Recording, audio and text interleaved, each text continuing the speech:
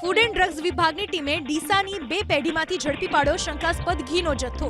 તાસવી marketing અને Vedanta food products નામની 2 પેઢીમાંથી 8.89 લાખની કિંમતનું 1500 કિલો ઘી જપ્ત કરાયું। બંને પેઢીઓ સામે અગાઉ પણ સબ સ્ટાન્ડર્ડ ઘી અંગે કેસ પણ નોંધાયો હતો। તાસવી માર્કેટિંગ એન્ડ ડેરી પ્રોડક્ટ્સમાં પાસ દરમિયાન 320 કિલો ઘી, જ્યારે વેદાંત ફૂડ પ્રોડક્ટ્સમાંથી ફૂડ એન્ડ ડ્રગ્સ વિભાગની ટીમે 1183 કિલો ઘીનો જથ્થો જપ્ત કર્યો। ફૂડ વિભાગે બંને પેઢીમાંથી શંકાસ્પદ ઘીના સેમ્પલ લઈને પરીક્ષણ માટે સરકારી લેબોરેટરીમાં મોકલી આપ્યા છે। ફૂડ એન્ડ ડ્રગ્સ વિભાગની ટીમે ડીસાની 2 પેઢીમાંથી ઝડપી પાડ્યો શંકાસ્પદ ઘીનો જથ્થો।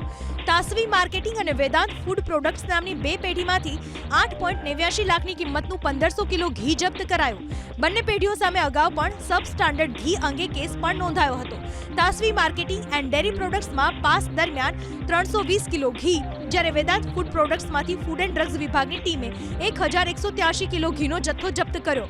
ફૂડ વિભાગે બંને પેઢીમાંથી શંકાસ્પદ ઘીના સેમ્પલ લઈને પરીક્ષણ માટે સરકારી લેબોરેટરીમાં મોકલી આપ્યા છે।